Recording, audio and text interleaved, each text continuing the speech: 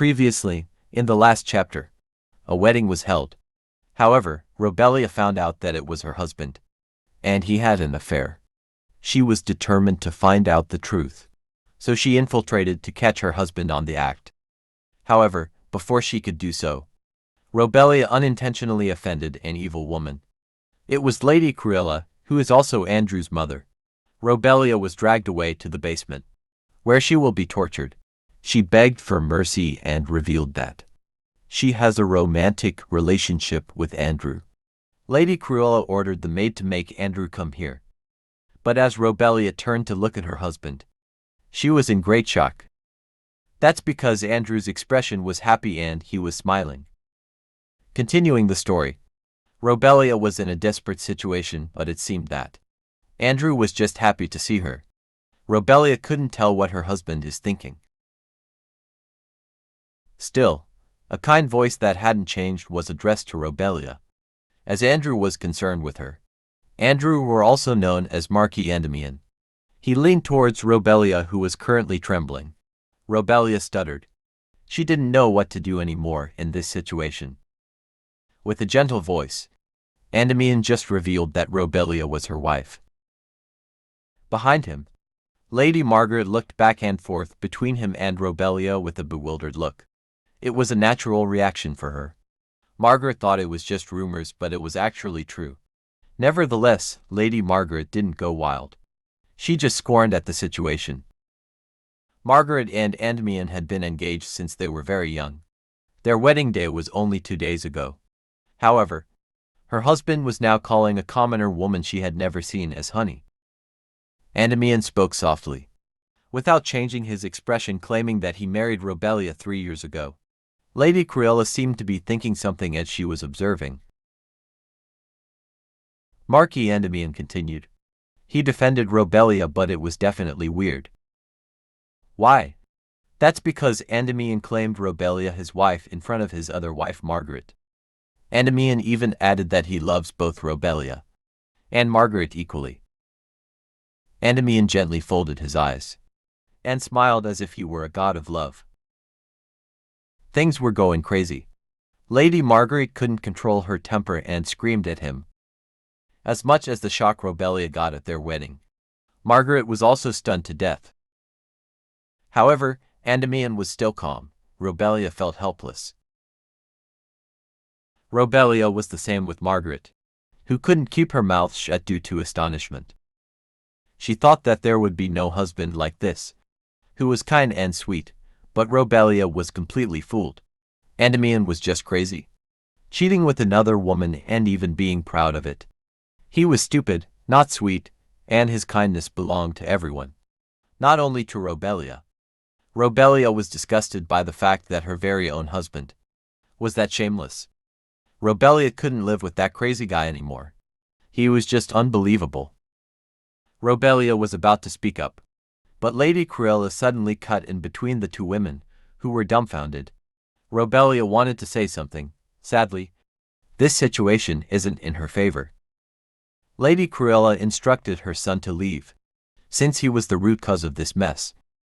Lady Cruella made a reasonable excuse, that she needs to speak with Robellia and Margaret. Andamian understood. Lady Cruella will discuss what to do with Andamian and Robellia's child, merrily. Thereafter, Marquis Andamian bid farewell.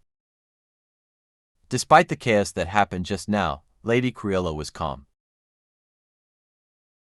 When Andamian was gone, Lady Cruella apologized and gently spoke to Robellia. Her sudden change of attitude made Robellia widen her eyes. Then Cruella applied ointment to where she had hit. Thereafter, she asked Robellia if she can see Robellia's daughter. There was nothing wrong with wanting to see her own grandchild. After all, Robellia was confused, but at least she's not in despair and isn't crying anymore. Lady Cruella told Robellia that they should bring Merrily here, in the Hamilton state. Lady Cruella raised her mouth with the most benevolent appearance, as she reassured Robellia about her child. Maybe it was because she was lonely for too long as an orphan. Robellia was naively fooled again by her feigned kindness. Who knew it was the way to open the Hell Gate? with Robellia's own hands. For a moment, Robellia completely forgot that Lady Cruella tried to torture her. Being accepted as family was such an touching feeling for Robellia. She thought that her child would be able to live in comfort being here. Merrily will not lack anything and can eat anything that she wants. Her child will be happier if she could have the luxury that Hamilton's could provide. Robellia cares for Merrily above anything else. She was Robellia's priority. After thinking things through, Robellia agreed that they see and bring Merrily here. She was happy. Even though she got called a concubine, her child matters most. Lady Cruella smiled. Was she happy? Relieved, or was it just astonishment? Lady Cruella then hugged Robellia as if nothing happened earlier. However, her face changed without Robellia knowing. She was two-faced. Afterwards, Lady Cruella and Marchioness Margaret prepared themselves to go out. Along with some knights, Robellia guided them to where her home is. Robellia apologized since they walked for a few hours, trying to get to the remote cabin. As Robellia was talking and reassuring them, she noticed something from a distance. Robellia pointed to where her house was. It was in the middle of the woods. The cabin was small and shabby, but it was near a small pond, a water source. Robellia opened the door and cheerfully went inside the cabin. Introducing her humble home, she called out Delphina and her child, but was a little confused on what she saw. Delphina seemed not to be at Merrily's side at the moment. Maybe she went out. Wherever Delphina went, only Merrily was playing with toys in the middle of the living room. As soon as Lady Cruella saw Merrily, she was ecstatic, to the point that it was an obsession. Lady Cruella, who had been frowning as if she was entering a garbage dump, suddenly pushed Robellia away and made her way to Merrily. With rough steps, Cruella's eyes flashed like a beast. With its prey in front of her eyes, Robellia was taken aback. Moreover, when Robellia tried to stop Lady Cruella, the knights suddenly pointed their swords at her. Lady Cruella lifted the innocent Merrily up, who has the same silver hair as Endymion. Merrily opened her eyes wide like a rabbit and stared at Cruella, as if observing her. Lady Cruella screamed in a shrill voice, and held the child tightly as she heavily grins. Cruella then took a dagger. It was a small dagger with a golden jewel at the end, engraved with the lily of the valley. What confirmation could she be talking about, while trying to harm the innocent child? Robellia was bewildered with her mother-in-law's actions. Lady Cruella seemed to be in a world on her own, because she didn't take a single glance at Robellia. Robellia screamed. Merrily was all she had since her husband cheated on her. However, before Robellia could stop her, Lady Cruella sliced Merrily's forearm slightly.